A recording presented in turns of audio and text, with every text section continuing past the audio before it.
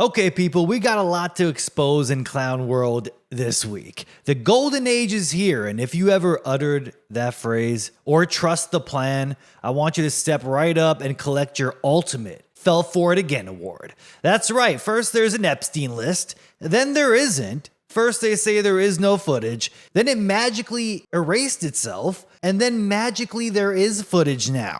The same people who said Epstein didn't kill himself now say he absolutely killed himself, end of story, and if you question it, you're an anti-Semite. Trump went from "we need to expose the pedos who flew to Epstein's island" to "shut up, that's old news." We got more important news to talk about, okay? Like sending another $1 billion to Ukraine. So Bush 2.0 is now Biden 2.0. Just a lot more orange. And now, just to spice it up a little bit, they're saying anti-Semitism might get your citizenship denaturalized. That's right, you speak the wrong opinion and poof, you're out of here. So now Trump's not just Bush 2.0, he's Obama 3.0 too. Surveillance, speech police, endless wars, Antichrist season is officially here, people. Armageddon just took a turn into clown world. You wanted the golden age? Too bad. Best they can do is hand you an Antichrist cyborg that erases the Epstein list, then kicks off the end of the world. Okay, that's what you get. Let's check this footage right here of the classic Jewish 180. This is how fast they switch up on you. Bill Clinton. Nice guy. Got a lot of problems coming up, in my opinion, with the famous island with Jeffrey Epstein. Oh. Are you still talking about Jeffrey Epstein? This guy's been talked about for years. That island was really a cesspool. There's no question about it. Just ask Prince Andrew. I mean, I can't believe you're asking a question on Epstein at a time like this where we're having some of the greatest success and also tragedy with what happened in Texas. It just seems like a desecration. Well, there you have it. That's what you call the classic Jewish 180. They'll switch on you real quick. Now look at the timing here. Trump's team suddenly jumps up saying enough about Epstein. Case closed. There was no client list. And definitely no conspiracy. He was just a regular guy who died in a maximum security prison under 24/7 surveillance, and somehow the cameras failed. At the same time, he killed himself and both guards fell asleep too. Okay, totally normal. And Trump is crashing out suddenly on a reporter for even asking about Epstein. But this weirdly aggressive orange man meltdown happens exactly when Netanyahu pops up and decides to have a slumber party at the White House. Netanyahu met with Trump July 7th, July 8th, and the 9th as well. 3 nights in a row. Might as well give the guy a spare bedroom over there. Or maybe his room is the Oval Office. Have you seen the optics though? Israeli flags plastered everywhere. All these Israeli flags at the Pentagon? Makes you wonder who's really in charge here. Is this a Tel Aviv state dinner? This wasn't even a Trump-Netanyahu sit-down. It was Defense Secretary Pete Hegseth rolling out the kosher carpet for Bibi. And this is the Pentagon, people, looking like the Israeli Ministry of Defense.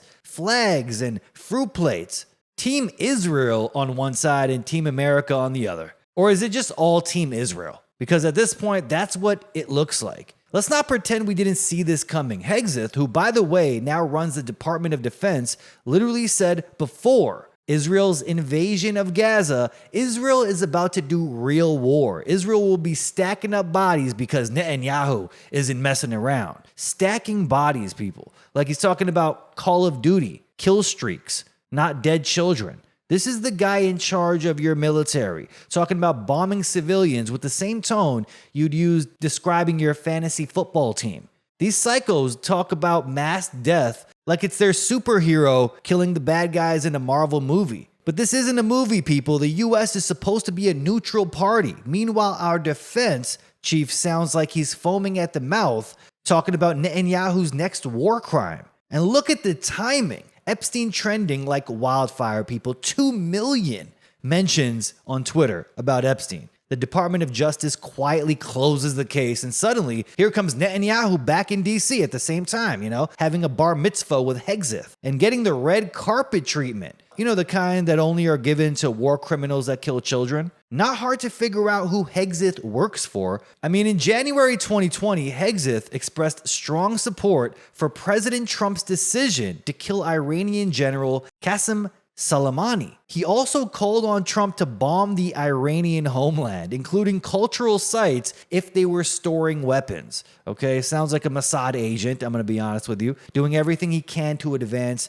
the Greater Israel Project. Oh, and the Greater Israel map has been updated, peeps. Take a good look at it now. So it went from basically the entire Middle East, that's what Israel wanted, and then they said, screw it, let's just take North Africa as well. Benjamin Netanyahu just tweeted this. He signed a groundbreaking agreement with the USA today for cooperation in energy and artificial intelligence. The future belongs to those who innovate, and Israel and the USA are leading the way. Sounds like some innocent AI and energy deal. Then you zoom in and look at the map. Like, wait a minute, hold up. The map shows clearly Israel is carving up another region. So Lebanon, Syria, Jordan, and now they're eyeing chunks of North Africa like they're just ordering off a menu. This isn't some symbolic map either, okay? As you can see, it's sectioned off, signed, and smiled over. In many ways, it's going according to plan with the Wildlands Biodiversity Project of the UN. Remember those documents in the early 1990s?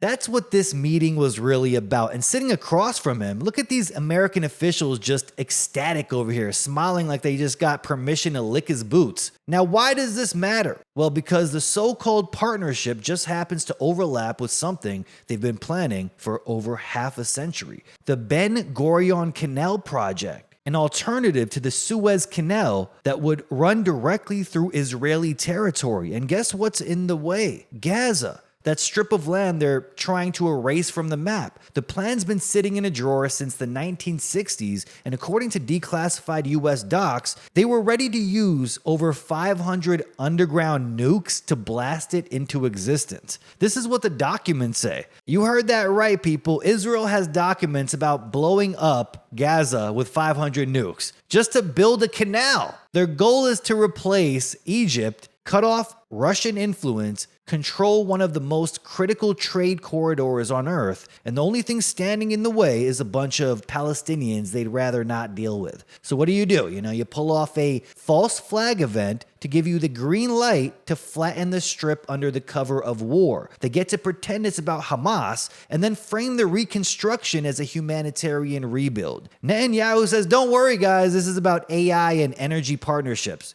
Of course, total lie. But the Greater Israel Project, COVID vax crimes against humanity, and the Epstein cover-up. The heat is getting way too intense for the parasitic elite. That's how we know another distraction is loading up, because the peasants are starting to wake up, and that's a big no-no for the pedos in charge. So they're going to need a unifying event, okay? Something major, loud enough to bury the Epstein story, the client list, and everything that was supposed to be exposed. You don't stage optics like this unless you're planning the next move. And if you think this many Israeli flags in the Pentagon is normal, then you get another Fell For It Again award, okay? You can add it to your NPC collection. They want a major distraction. Remember when Israel was on the verge of civil war a few years back? Israelis were furious with Netanyahu. Streets were full of protesters. Then boom, October 7th hits.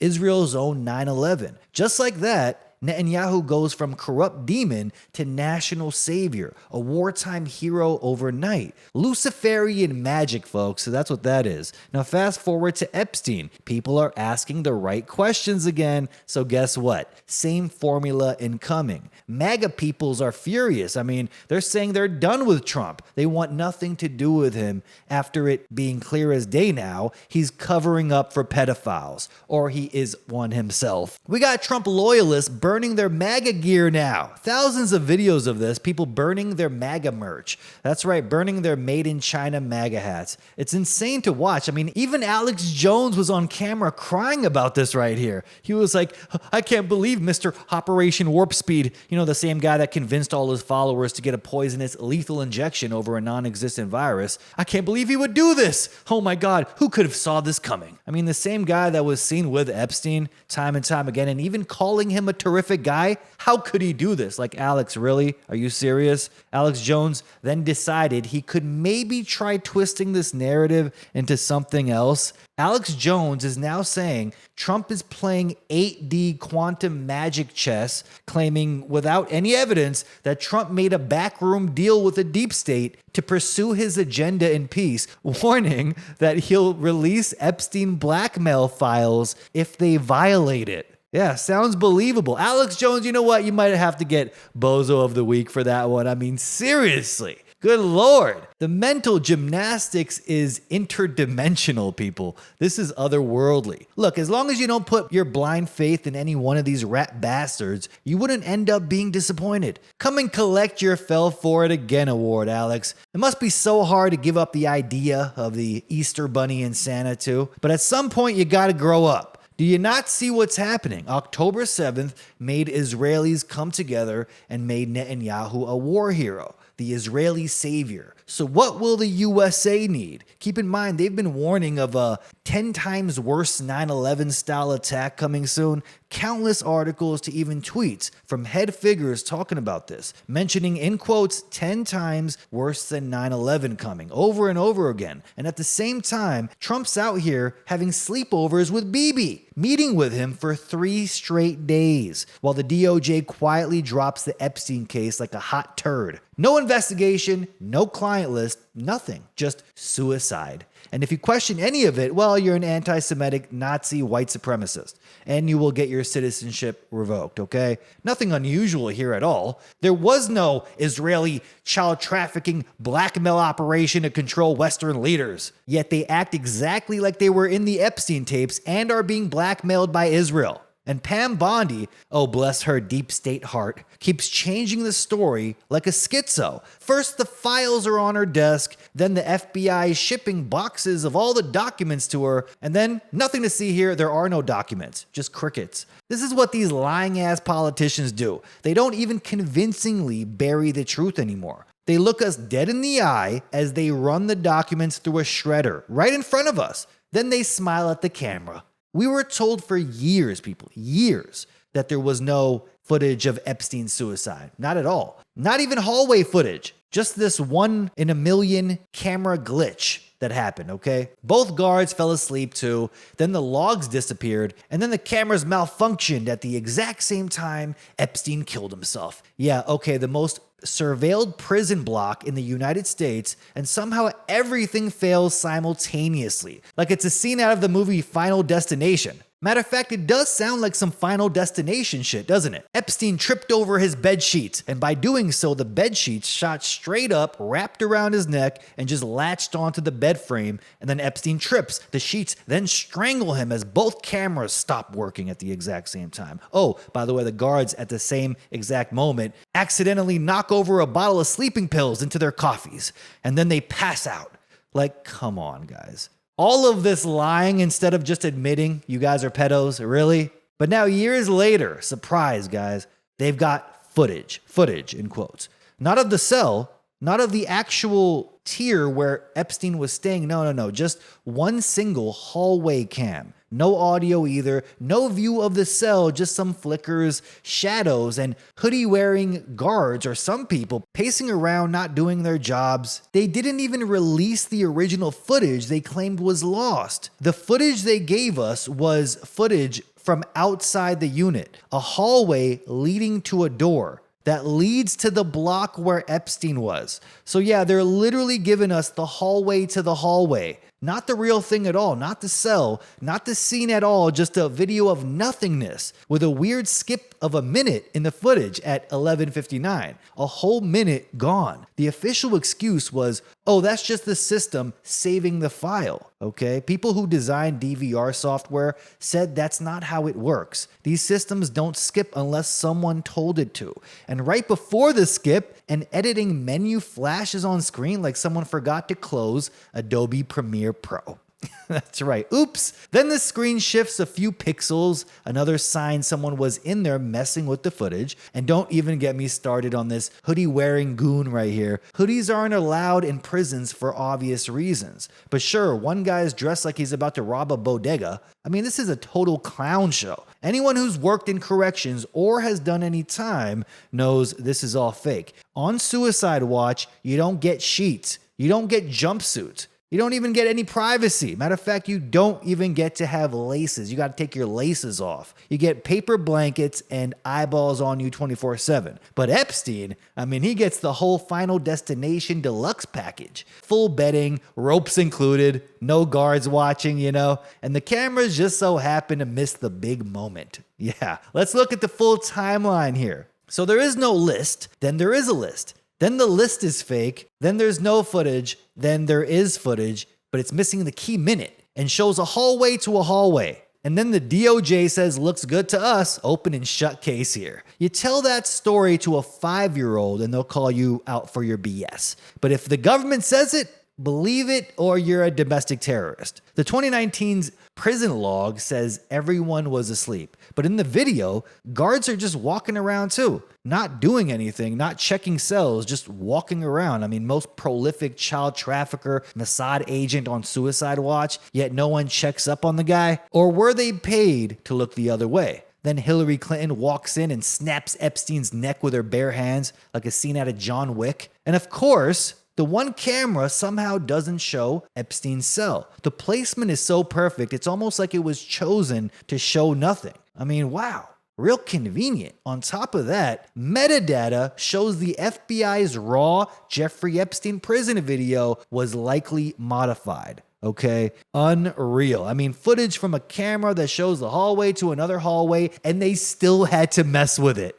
Unbelievable. What does that tell you? People online even caught black pixel blobs moving around, menus popping in and out, editing icons blinking like Morse code, and still, they have the audacity to say it's all legit. With all that Epstein blackmail money floating around, they couldn't even hire a decent video editor. With all the advanced AI, they could have came up with some convincing video, but instead, a slap in the face to everyone hoping for justice and another fell for it again award. That's right, that's what you get. This is a 6-year middle finger to the world. The more evidence they release, the worse it looks. The demons in charge are pedophiles and are covering up for pedophiles. The end. Months back, I went over how the new FBI director, Kash Patel, was clearly compromised, hired as part of the Epstein cleanup crew, who claims he watched 10,000 hours of footage and saw nothing important, end quote. Oh yeah? Thousands of hours of trafficking, blackmail, and pedophilia, and you saw nothing, huh?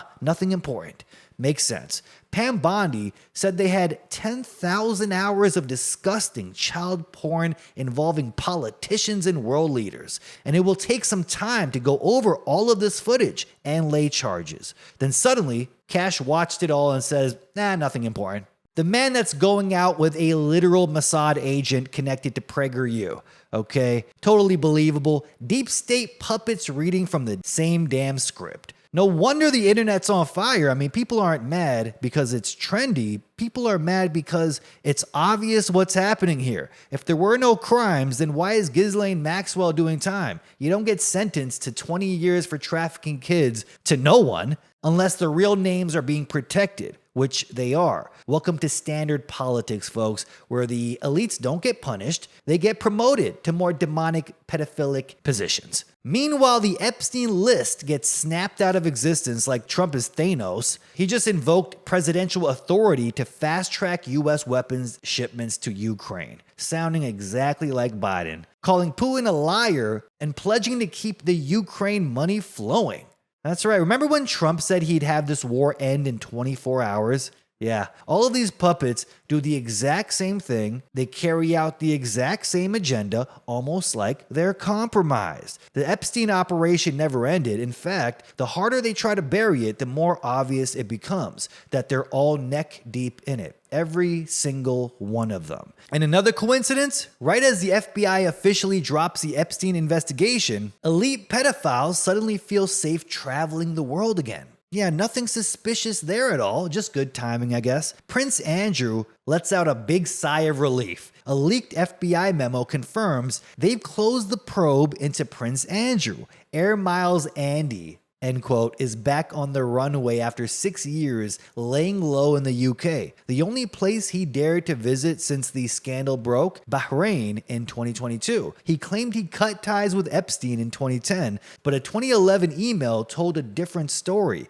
Keep in close touch and we'll play some more soon, end quote. He sent that to Epstein. That was sent the exact day the photo of him with 17-year-old Virginia Giuffre hit the internet. Now the FBI memo clears him of everything, so he feels safe traveling to non-suspicious places like Epstein Island and whatnot. And to drive the point home further, Bozo of the Week award goes to, drum roll please, repeat offender in Clown Town, Ben Who Cares Shapiro. Right after the JFK files were released, basically letting us know the usual suspects were behind it all, Zion man Ben comes out saying, who cares what happened to JFK? It happened so long ago. And now that more eyes are on this Epstein case implicating his country Israel, he comes out right away saying, the Epstein stuff, I don't think most Americans actually care about it at this point.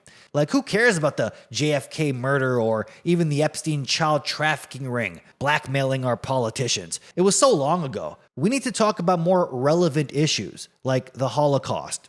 Can anyone tell me what 9/11, JFK, the Epstein files, and the USS Liberty have in common? And don't forget what Alexander Acosta said, the guy who handed Epstein that sweetheart deal back in 2008. He tried to bring federal charges until he was told to back off. Why? Because Epstein belonged to intelligence. That's the moment the case stopped being about justice and turned into damage control. They weren't asking how to prosecute him. They were asking how to stay the hell out of it. Okay, translation was he was off limits, he was protected. Then there's Alan Dershowitz, Epstein's old lawyer, the one who helped craft the deal and who's been accused by multiple underage girls himself. Now he's out here admitting on video, I know for a fact documents are being suppressed to protect individuals. I know the names of the individuals, I know why they're being suppressed, I know who's suppressing them. And then says, oh, but Epstein never mentioned Mossad or CIA to him, so that must mean it didn't exist. Really? Either he's lying, got played, or he's part of the whole damn cover-up. Okay, they always tell you a little bit of truth and slide in a big lie. And based on the flight logs and witness statements, let's not pretend we don't know which one it is, okay? This wasn't some horny hedge fund guy with a private jet. This was a state-sponsored blackmail operation, a honeypot designed to trap powerful men with no way out. Once they're compromised, they're owned forever. That's why there's no list. That's why the tapes vanished. That's why Ghislaine's rotting in a cell while the clients are out golfing, making Netflix deals and getting cabinet appointments. That's why Bill Clinton was passing Epstein the phone like it was room service. Because Epstein wasn't just connected, they mentioned time and time again he was untouchable. Anyone that wanted to investigate was told he is intelligence, back off. This wasn't some isolated scandal. This was geopolitical leverage, Israeli blackmail. And every time someone tries to tell you move on from Epstein, what they're really saying is the blackmail worked.